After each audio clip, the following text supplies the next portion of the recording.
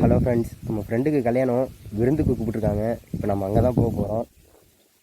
அவங்களுக்கு கல்யாணம் ஆகி சிங்கப்பூர் போக போகிறாங்க. அதனால் அங்கே போய் மேரேஜ் அட்டன் பண்ண முடியாதுல்ல. அதனால் வீட்லேயே கூப்பிட்டு ஒரு சின்ன விருந்து மாதிரி வைக்கிறாங்க. அதுக்கு நம்ம போக போகிறோம். அதுக்கு ஒரு வியூ போடலான்னு இருக்கேன். அதுதான் பாருங்கள், பார்த்து என்ஜாய் பண்ணுங்க.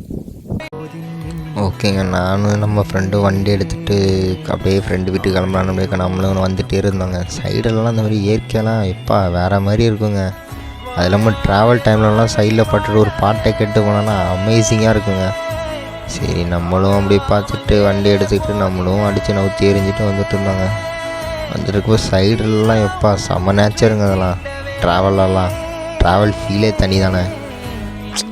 நம்மலாம் போகணுங்க, எல்லாம் ஃப்ரெண்ட்ஸ் எல்லாம் சேர்ந்து தனியாக போகணும். ஜாலியாக ஏற்காடு ஊட்டி அந்த மாதிரிலாம் போகிறப்ப சைடில் எல்லாம் அவ்வளோ நேச்சருங்கிறது இருக்கும். இப்படி வந்துட்டு இருக்கிறப்ப வேனை குறுக்க விட்டாங்க. அங்கே ஏதோ கொலா போட்டுட்ருக்காங்க போல். அதனால் வேனை வந்து திரும்ப முடியாமல் அப்படியே நின்றுட்டு இருந்தது. செம்ம டிராஃபிக் ஆகிட்டுங்க. ரொம்ப நேரம் நாங்கள் இங்கே நின்றுட்டோம். அதுக்கப்புறம் தான் என்ன பண்ணணும், ஓரளவு டிராஃபிக் வந்து கிளியர் ஆகிடுச்சு. சரி, வண்டியை குறுக்க விட்டு போகலான்னு சொல்லிட்டு வண்டி எடுத்துகிட்டு போயிட்டு இருந்தேன். ஏற்கனவே லேட் ஆகிட்டுன்னு நினச்சிட்டு இருந்தேன். அங்கே ஒரு கேட்டை போட்டாங்க. ட்ரெயினில் எங்கேருங்க, ட்ரெயினில் ட்ராவல்லாம் அவ்வளோ சூப்பராக இருக்குங்க. யோப்பா, அதெல்லாம் வேறு மாதிரி ஃபீலாக இருக்குங்க. அதெல்லாம் அந்த மாதிரி ட்ரெயின்லலாம் நான்லாம் ஒரு 4-5 வாட்டி போயிருப்பேன், அவ்வளோதாங்க. வேறு எதுவும் ரொம்ப தூரம்லாம் போனதில்லை. நம்ம கொஞ்சம் தூரம் தான் போயிருப்பேன். சரி, கேட்டை ஓப்பன் பண்ணிட்டாங்க. நம்மளும் வண்டி எடுத்துகிட்டு இப்போ சரி, ஏற்கனவே ரொம்ப டைம் ஆகிட்டுங்க. அது வேறு இப்போ நம்மளுக்கு முன்னாடியே என்ன பண்ண போகிறாங்கன்னு தெரில. சரின்னு அடித்து பிடிச்சிட்டு நம்ம வண்டி எடுத்துகிட்டு போயிட்டே இருந்தான். சரின்னு என்ன பண்ண, இண்டிகேட்டர் போட்டு வண்டியை டேனிங்கை போட்டுட்டு அடித்து பிரித்து எரிஞ்சிட்டு நேராக போயிட்டு இருந்தாங்க. போயிட்டே இருக்கிறப்ப திடீர்னு நம்மளுக்கு வந்த சோதனை என்ன, திடீர்னு ஒரு வளைவு. அதெல்லாம் கட்டுக்கட்டுலாம் அடித்து திரும்பி ரயில்வே ட்ராக்லலாம் பூந்து வர வழியாக நம்ம ஃப்ரெண்டு வீடு கிட்ட வர போகிறோம். வந்துட்டாங்க. இதாங்க நம்ம ஃப்ரெண்டு வீடு.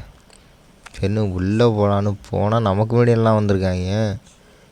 நமக்கு வந்த வேகத்துக்கு எல்லாம் வாடான்னு சொல்லி வரவேற்று ஹக்லாம் பண்ணி நிறைய பேர் வந்திருந்தாங்க. நம்ம ஃப்ரெண்ட் நான் எதிர்பார்க்கவே இல்லை கேர்ள்ஸ்லாம் வரணும். கேர்ள்ஸ்லாம் வந்திருந்தாங்க வேறு. அது வேறு செம்ம ஃபன்னாக இருந்தது. அது இல்லாமல் இங்கிலீஷ் சாரை வேறு கூப்பிட்டுருந்தாங்க. எனக்கு சரியவே இல்லை. அதுக்கப்புறம் பொண்ணுக்கு வந்து ஜீனிலாம் போட்டு விட்டு எல்லாருக்கும் இது பண்ணி விட்டு அதுக்கப்புறம் எல்லோரும் ஜாலியாக சுற்றிக்கிட்டு இங்கிலீஷ் சாரை கலாய்ச்சிக்கிட்டு அப்புறமா எல்லோரும் ஒரு ஆளாக ஜீனி போட்டுவிட்டு இருந்தாங்க. அதுக்கப்புறம் இங்கிலீஷ் சார் போட ஆரம்பிச்சிட்டாரு. கொஞ்சமாக போடுங்கன்னு அவங்க அம்மா சொல்ல அவர் அள்ளி வாய் நிறைய போட்டு விட்டார். வேறு ஃபுல்லாக சுகர் வந்த பேஷண்ட்டாக இருக்காங்க போலெல்லாம். சரிங்க, சார் வேறு ரொம்ப பாசமானவங்க. இந்த மாதிரி சாரெலாம் நான் பார்த்ததே இல்லை. இங்கிலீஷ் சாருங்கிற மாதிரியே இருக்காதுங்க, ஒரு அண்ணன் மாதிரி பழகுவாருங்க. எங்கள் எல்லார்ட்டையும் செம்ம ஜாலியாக எங்களை பற்றி தான் பெருமையாக சொல்லுவார். சத்தியமாக எப்படி சொல்கிறது, ஃப்ரெண்ட்ஷிப்புனாலே இந்த மாதிரி தான் இருக்கணும்னு சொல்லுவாங்க. அந்த மாதிரி ஒரு நல்ல கேரக்டருங்க, சூப்பர் கேரக்டருங்க சார். எங்கள்கிட்ட கொஞ்சம் ஜாலியாக பேசுவாங்க, ஃப்ரெண்ட்லியாக பேசுவாங்க. அடுத்தது ஜீனி போட்டு முடித்த பிறகு எல்லாரையும் ஒரு வீடியோ போட்டு யார் இருக்காங்க ஃப்ரேம்லன்னு எல்லாரையும் காமிச்சு விட்டுட்டு எங்கள் ஃப்ரெண்ட்ஷிப்பை பற்றி சார் சொன்னார் பாருங்கள். நீங்களே கேட்டு பாருங்கள் எங்கள் ஃப்ரெண்ட்ஷிப்பை பற்றி. யாருக்கும் கிடைக்காது நல்ல பாண்ட். இந்த பசங்க மாரி யாருங்க, எந்த பசங்க எந்த காலேஜ் எந்த ஸ்கூல் பசங்க பார்த்தாலும் பொறாம போடுவாங்க உங்களை பார்த்து. உங்க பெருமையை தான் இன்னைக்கு அந்த கிளாஸ் அந்த எழுத்தா மாதிரி நைட்ல நாங்க பார்க்கும் போது அந்த கிளாஸ் பார்க்கும்போது எனக்கு ரொம்ப கஷ்டமா இருக்கும். எல்லாருக்கும் தெரியும் எனக்கு அந்த கஷ்டமா இருக்கும். நம்ம கிளாஸ்ல யாருமே இல்ல. அது பசங்க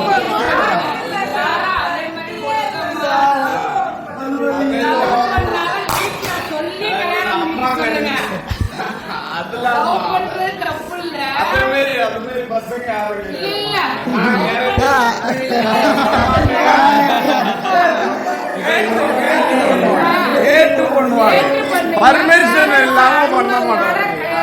பர்மிஷன் இல்லாம பண்ண மாட்டாங்க. இந்த பசங்களை கேரண்டி கொடுக்கலாம்.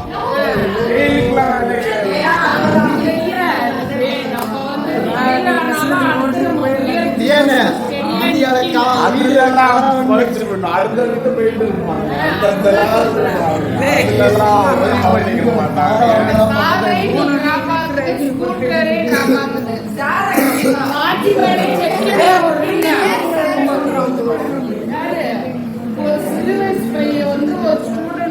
புறா நீ புறா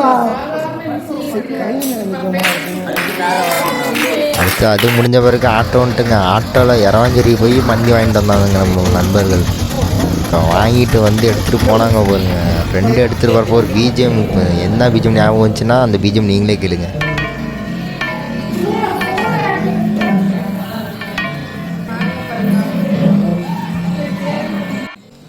அதுக்கப்புறம் என்ன பண்ணிட்டாங்க, பிஜிஎம் முடிஞ்ச பிறகு என்ன பண்ணாங்க, படுதாவை எடுத்து போட முடிச்சாங்க. சாரிங்க, பாய்ங்க. அது பாயா படுதாவா இவ்வளோ பெருசு இருக்குது. ஐயோ அப்பா, இவ்வளோ பெரிய பாயனை அப்போ தாங்க வாழ்க்கையில் நான் பார்க்குறேன். நம்ம கேர்ள்ஸ் எல்லாம் அதுக்கு ரெடி பண்ண ஆரம்பிச்சிட்டாங்க, நம்ம கிளாஸ் கேர்ள்ஸ் எல்லாம். இப்போ அந்த படுதாவை எடுத்து, சாரிங்க, பாயை எடுத்து ஃபுல்லாக போட்டுட்டு ஃபோனை வச்சுட்டு அந்தாண்டா போனால் இவனை என்னென்ன பண்ணுறாங்க பார்த்தீங்களா? ஐயோ அப்பாடா, இவங்க தாங்க ஃப்ரெண்ட்ஸு. ஏதாச்சும் பண்ணிகிட்டே இருப்பானுங்க. ஆனால் இவங்க இல்லைனாலும் கடுப்பாக தாங்க ஆகும். ஃப்ரெண்ட்ஸ் இல்லாத வாழ்க்கை என்ன வாழ்க்கைங்க. வெளில வீட்டு வரத்துக்குள்ளே எல்லாமே ரெடி பண்ணி வச்சுட்டாங்கங்க. தட்டுக்கிட்டலாம் போட்டு, அது தட்டு மாதிரி இல்லைங்க, தாம்பழம் மாதிரி இருந்துச்சிங்க, செம பெருசு. அதுவும் நல்லா தான் இருந்தது. அதுவும் ஃப்ரெண்ட்ஸோடலாம் சேர்ந்து சாப்பிட்டோம் பாருங்க, வேறு மாதிரி இருந்துச்சுங்க. அது இல்லாமல் தட்டை போட்டு அதுக்கு கீழே பேப்பர்லாம் போட்டு சிந்தாத மாதிரி எல்லாமே ரெடி பண்ணி வச்சுட்டாங்க. அதுக்கப்புறம் நம்ம ஃப்ரெண்ட்ஸ் எல்லாம் என்ன பண்ணிட்டாங்க, ஒரு ஆளாக அதில் உட்கார ஆரம்பிச்சிட்டாங்கங்க. அதுக்கப்புறம் எல்லோரும் உட்கார ஆரம்பித்த பிறகு நம்ம வாங்கிட்டு வந்த பந்தி பிரியாணிங்க.